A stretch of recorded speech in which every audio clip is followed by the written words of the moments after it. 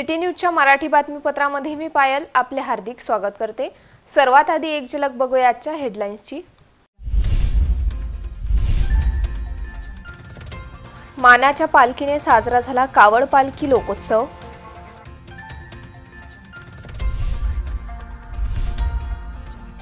संततधार पावसामुळे कृषी कार्य ठप्प, जनजीवनावर परिणाम।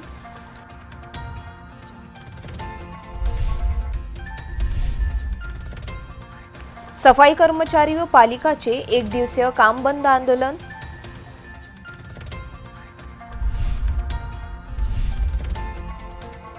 ग्रामीण भागात कोरोनाचा सर्वाधिक प्रभाव।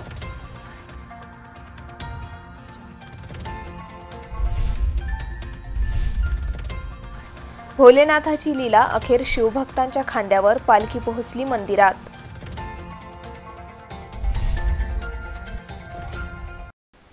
सुरुवात करूयाच्या सविस्तर बातम्यांना। 76 वर्षापासून सुरू असलेली कावड पालखी महोत्सवाची परंपरा कोरोना महामारीच्या काळातही मानाच्या पालखीने अबाधित ठेवण्यात आली। श्री राजराजेश्वर पालखीने पूर्णमातेचे पवित्र जल आणून राजराजेश्वराचा जलाभिषेक करण्यात आला। 1944 रोजी अकोल्याचे आराध्य दैवत श्री राजराजेश्वर महाराजांच्या जलाभिषेक सोहळ्याला सुरुवात झाली। गत 76 वर्षापासून हा सोहळा अविरत सुरू आहे, परंतु यावर्षी कोरोना महामारीमुळे हे ऐतिहासिक परंपरा खंडित होती की काय अशी भीती व्यक्त होत होती। परंतु प्रशासनाने सर्व शिवभक्त मंडळींशी चर्चा करून एकमेव मानाची पालखी असलेल्या श्री राजराजेश्वर शिवभक्त मंडळाला पालखी सोहळ्यासाठी परवानगी दिली। रविवारी उशिरा रात्री राजराजेश्वर मंदिरातून ही पालखी गांधीग्रामकडे रवाना झाली। सोमवारी सकाळी मोठ्या दिमाखात मानाच्या पालखीचे राजेश्वर नगरीत आगमन झाले। प्रशासनाने दिलेल्या नियमांचे काटेकोरपणे पालन करीत एका अत्यंत आकर्षक सजविलेल्या ट्रॅक्टरवरून ही पालखी शहरातील प्रमुख मार्गाने मार्गक्रमण करीत होती। पालखीच्या समोर पोलिसांची 2 वाहने मार्गक्रमण करीत होती, तर पालखीच्या मागेही 2 पोलीस व्हॅन मार्गस्थ होत्या। यासोबतच या पालखीला 4 बाजूने एका दोरीच्या मदतीने पोलीस कर्मचाऱ्यांनी घेराव घालून सुरक्षितपणे आणले। या पालखीपर्यंत कोणताही भाविक पोहोचू नये याकरिता ही सुरक्षा व्यवस्था करण्यात आली होती। त्यामुळे भाविकांनी दुरूनच आपल्या श्री राजराजेश्वर पालखीचे दर्शन घेतले। यावर्षी कोरोना व्हायरस संक्रमण पाहता अकोल्याचा ऐतिहासिक पालखी व कावड महोत्सव मोठ्या प्रमाणात साजरा करण्यात जिल्हा प्रशासनाने प्रतिबंध लावला होता, परंतु अकोल्याचा हा ऐतिहासिक वारसा पाहता जिल्हा व पोलीस विभागाद्वारे सन्मानाने राजराजेश्वर पालखीला परवानगी दिली। 76 वर्षाची ही परंपरा कायम ठेवण्याकरिता जिल्हा प्रशासनाचा हा उपक्रम वाखाणण्याजोगा होता। वरुण राजाच्या आगमनातच श्री राजराजेश्वर आजची पालखी शहरातील प्रमुख मार्गाने मार्गक्रमण करीत होती। श्री राजराजेश्वर मंदिरात पोहोचल्यानंतर पूर्णामातेच्या पवित्र जलाने श्री राजराजेश्वर यांचा जलाभिषेक करण्यात आला। यावेळी हर हर महादेव बम बम बोले च्या जय जयकाराने संपूर्ण मंदिर परिसर दुमदुमला होता।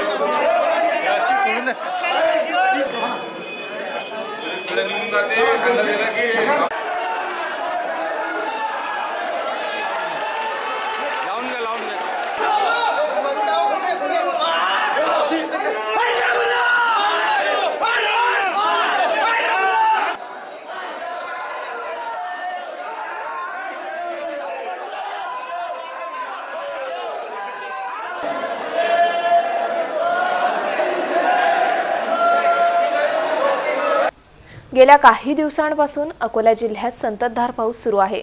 त्यामुळे जिल्ह्यातील सर्व कृषी कार्य ठप्प पडले असून जनजीवन विस्कळीत झाले आहे। पाऊस केव्हा थांबणार याची प्रतीक्षा सर्वच जण करीत आहेत।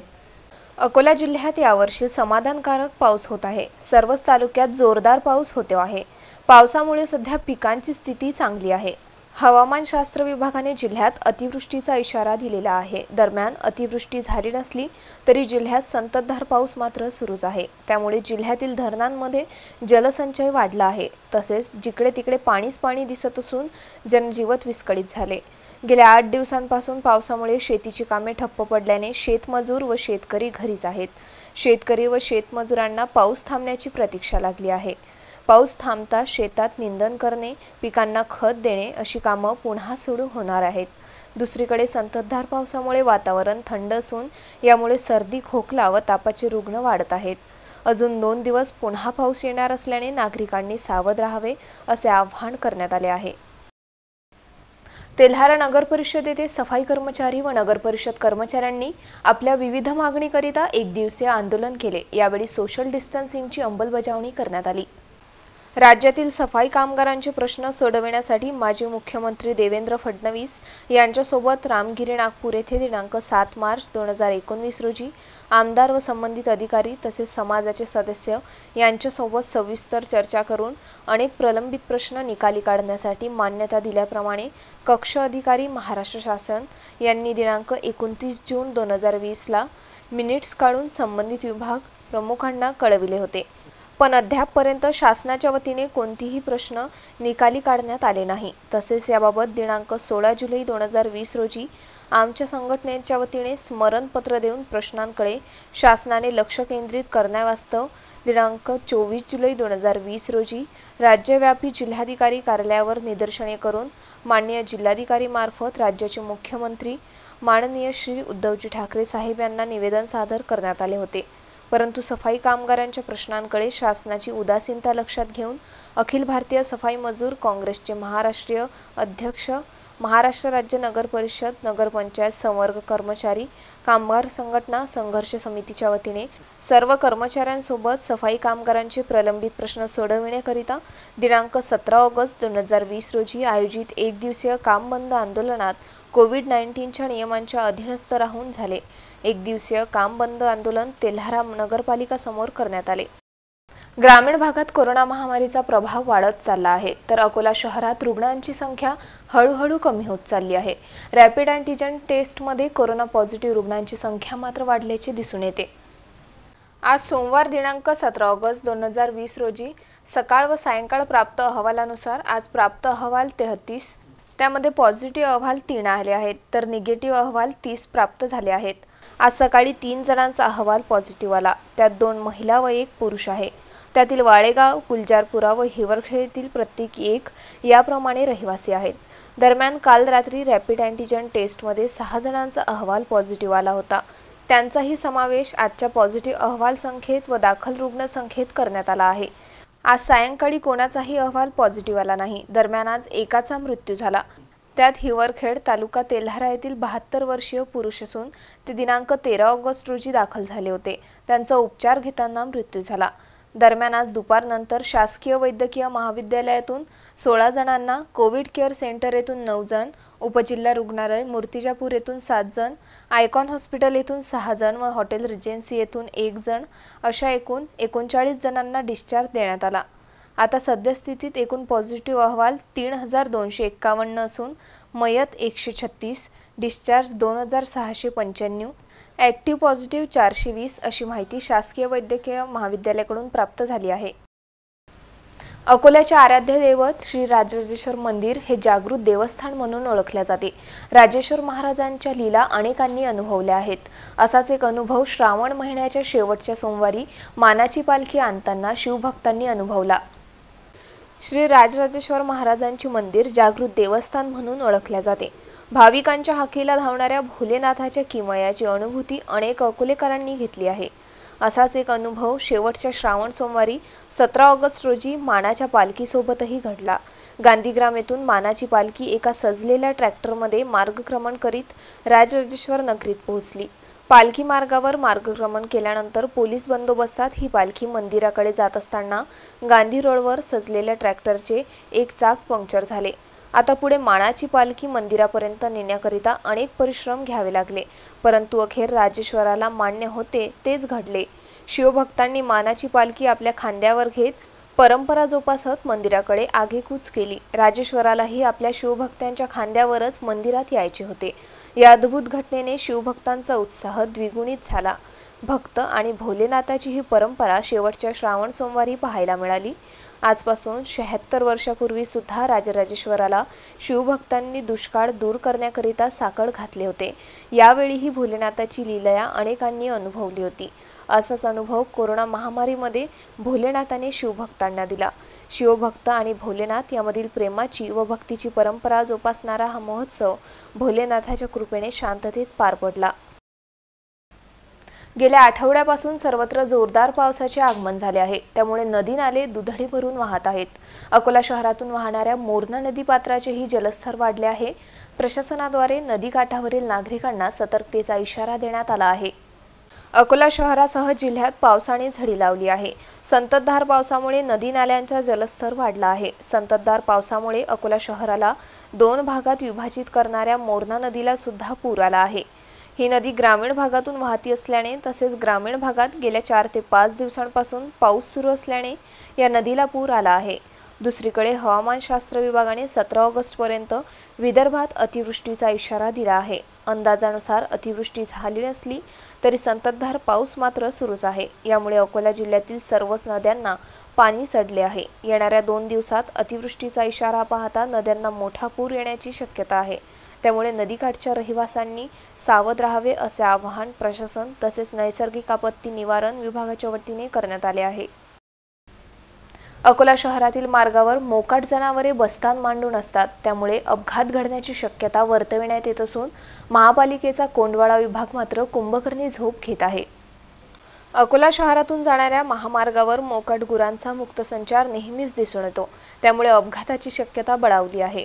अकोला शहरातील नेहरू पार्क चौक मार्ग ते सिव्हिल लाईन चौक मार्ग तसेच जेल चौक ते लक्झरी बस स्टँड या मार्गावर मोठ्या प्रमाणात मोकाट गुरे दिसून येत आहेत। हे मोकाट गुरे रस्त्यांच्या मधोमध ठाण मांडून बसतात, तर अनेक वेळा 2 वळूंची टक्कर अनुभवास मिळते। तसेच महामार्गावर गुरांचे कळपाचे कळप बसलेले असतात, त्यामुळे वाहतुकीस अडथळा निर्माण होऊन वाहनधारकांना त्रास सहन करावा लागत आहे। मनपाच्या कोंडवाडा विभागाचे याकडे साफ दुर्लक्ष होत असल्याने मोकाट गुरे आता अकोलेकरांची डोकेदुखी बनले आहे। शहरातील गोवंश पालक गुरे मोकाट सोडून देत असल्याने त्यांच्यावर सुद्धा या प्रकरणी कारवाई करण्याची गरज आहे। दरम्यान मनपा प्रशासनाने ही बाब गंभीरतेने घेऊन मोकाट गुरांचा बंदोबस्त करण्याची मागणी होत आहे। श्री समर्थ पब्लिक स्कूल ही विद्यार्थ्यांना दर्जेदार शिक्षण देणारी एकमेव शाळा आहे।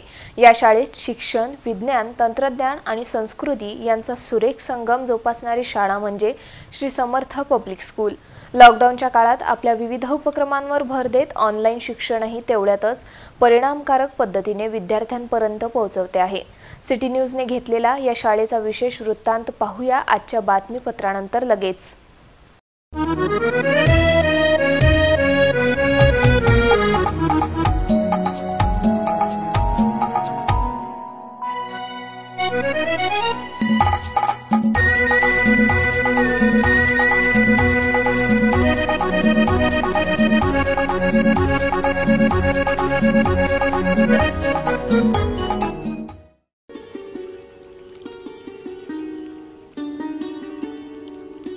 श्री समर्थ पब्लिक स्कूल शिक्षण, विज्ञान, तंत्रज्ञान आणि संस्कृती यांचा सुरेख संगम जोपासणारी अकोल्यातली एकमेव दर्जेदार शिक्षण देणारी शाळा।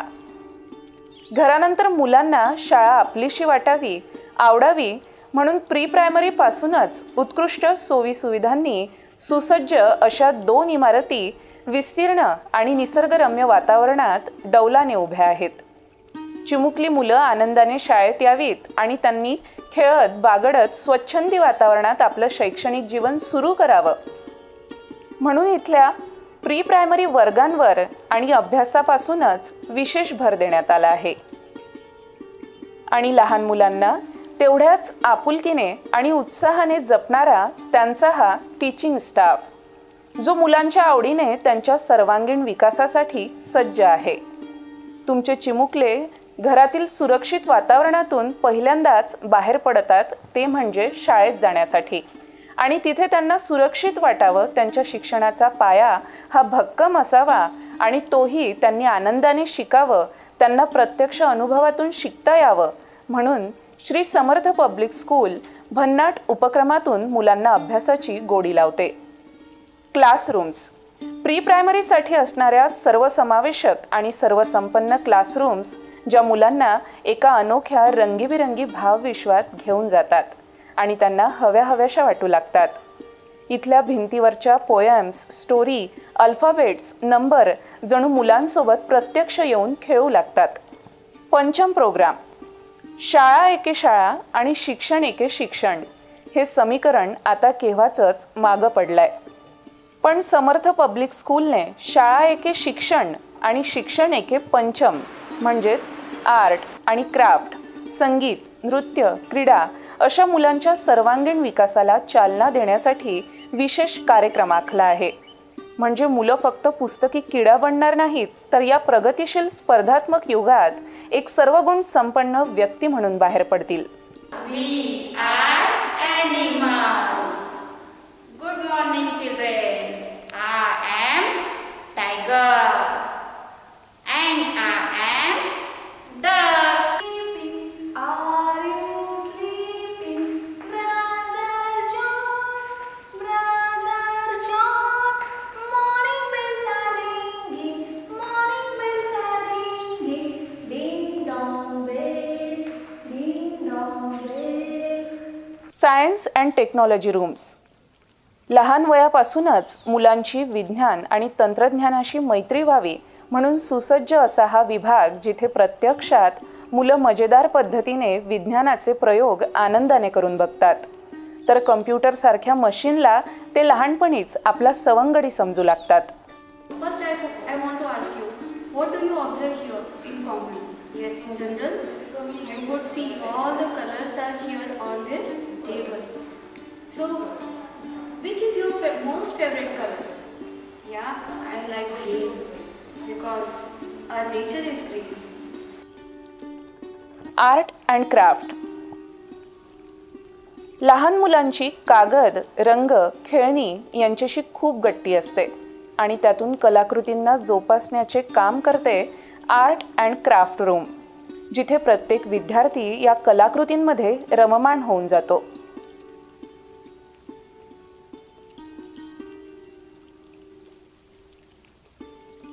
स्पोर्ट्स रूम लहान मुलांचं खेळण्या बागडण्याचं वय या सर्वांमध्ये कुठे हरपून जाऊ नये म्हणून शाळेतच आवर्जून खेळण्याचा तासही त्यांना दिला जातो आणि कदाचित इथूनच अनेक उत्कृष्ट क्रीडापटू निर्माण होण्याचं भविष्य त्यांना मिळू शकेल. म्युझिक रूम तुम्ही आम्ही कविता, बडबड गीते, गाण्यातून शाळेतील अनेक संकल्पना शिकलो आणि आज आपले चिमुकलेही संगीतासारख्या कलेतून स्वतःला आनंदी करू शकतात. संगीताच्या सानिध्यात स्वर आणि तालसुरांची ओळख करून देणारी ही म्युझिक रूम.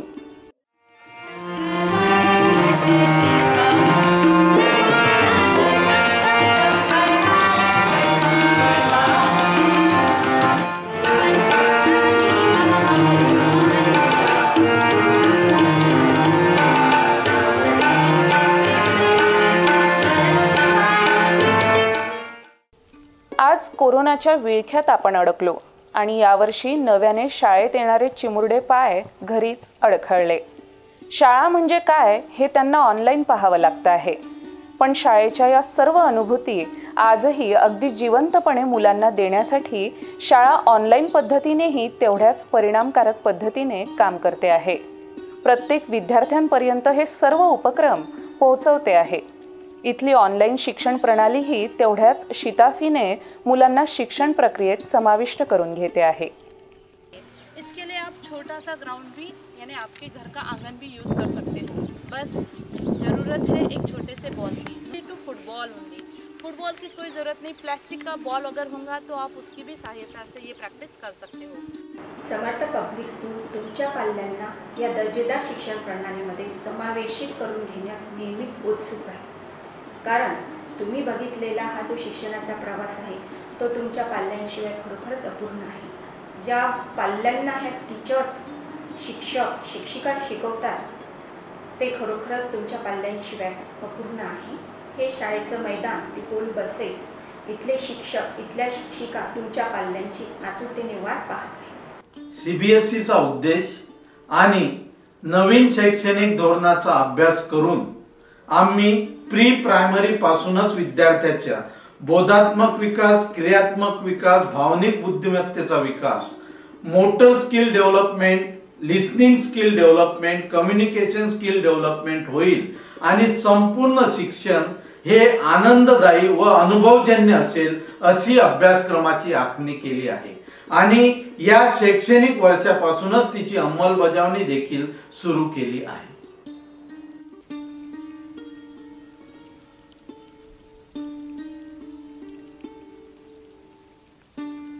अकोला तालुक्यातील गोदापूर गावाजवळील नाल्याला पूर सदृश्य स्थिती निर्माण झाली आहे। या नाल्याचे पाणी गावात शिरल्याने संपूर्ण गावाला तलावाचे स्वरूप प्राप्त झाले होते। अकोला तालुक्यातील गोदापूर येथे नाल्याचे पाणी गावात घुसले आहे। यामुळे संपूर्ण गावाला तलावाचे स्वरूप प्राप्त झाले असून गावकऱ्यांमध्ये प्रचंड खळबळ उडाली आहे। अकोला जिल्ह्यात गेल्या काही दिवसांपासून संततधार पाऊस सुरू असल्याने नदी नाल्यांना पूर आला आहे। अनेक गावात पुराचे पाणी शेतांमध्ये व गावांमध्ये घुसत आहे। अशाच प्रकारे गोदापूर गावात सुद्धा गावाजवळून वाहत असलेल्या नाल्याचे पाणी घुसले आहे। अचानक नाल्याचे पाणी अनेकांच्या घरात घुसल्याने नागरिकांची तारांबर उडाली असून घरातील साहित्याचे नुकसान झाले आहे। घराच्या भिंती क्षतिग्रस्त झाल्या आहेत। अजून 2 दिवस पावसाचे संकेत असल्याने नागरिकांमध्ये भीतीचे वातावरण पसरले आहे। प्रशासनाने तातडीने या गावाकडे लक्ष देण्याची मागणी होत आहे। उरळ पोलीस स्टेशन हद्दीतील बोरगाव वैराळे येथे ग्रामसेवक व सरपंचामध्ये चांगलाच वाद रंगला। शेवटी हे प्रकरण पोलीस स्टेशनपर्यंत पोहोचले। या प्रकरणी ग्रामसेवकाने सरपंच विरोधात तक्रार दाखल केली। बाळापूर तालुक्यातील ग्राम बोरगाव वैराळे येथील ग्रामपंचायतच्या सरपंचाने ग्राम सचिवास शिवीगाळ करून जीवे मारण्याची धमकी दिल्याची घटना घडली आहे। या प्रकरणी उरळ पोलीस स्टेशनमध्ये तक्रार देण्यात आली आहे। 15 ऑगस्ट रोजी स्वातंत्र्य दिनी ध्वजारोहणानंतर ग्रामपंचायत कार्यालयात विकास कार्य आणि समस्यांवर चर्चा सुरू होती। या दरम्यान ग्रामसेवक वाकोळे तसेच सरपंच मुरलीधर गावंडे यांच्यात जोरदार वादविवाद झाला। त्यामुळे सरपंचाने ग्रामसेवकास अश्लील शिवीगाळ करीत जीवे मारण्याची धमकी दिली। एवढेच नव्हे तर ग्रामसेवक जेव्हा दुचाकीने आपल्या घरी परत निघाले तेव्हा सरपंचाने त्यांच्या दुचाकीला धक्का दिला। यामुळे ते खाली कोसळून किरकोळ जखमी झाले। या घटनेची तक्रार बाळापूर येथील ग्रामसेवक संघटनेचे अध्यक्ष, सचिव व सदस्यांनी उरळ पोलिसात दिली असून याबाबतची माहिती ग्रामसेवक वाकोळे यांनी सिटी न्यूजशी बोलताना दिली। पुन्हा एक नजर टाकूयाच्या प्रमुख घडामोडींवर।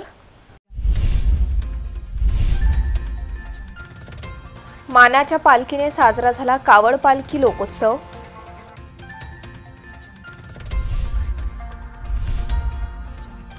संततधार पावसामुळे कृषी कार्य ठप्प, जनजीवनावर परिणाम।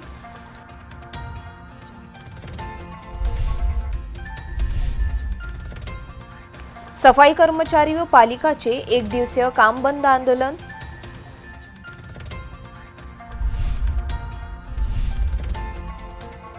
ग्रामीण भागात कोरोनाचा सर्वाधिक प्रभाव।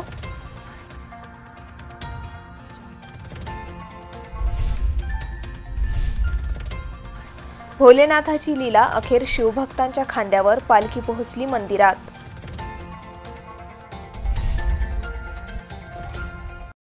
इथे आजचे बातमीपत्र संपवित आहोत। पुन्हा भेटूया शहर आणि परिसरातील ताज्या घडामोडी व अधिक माहितीसह। नमस्कार।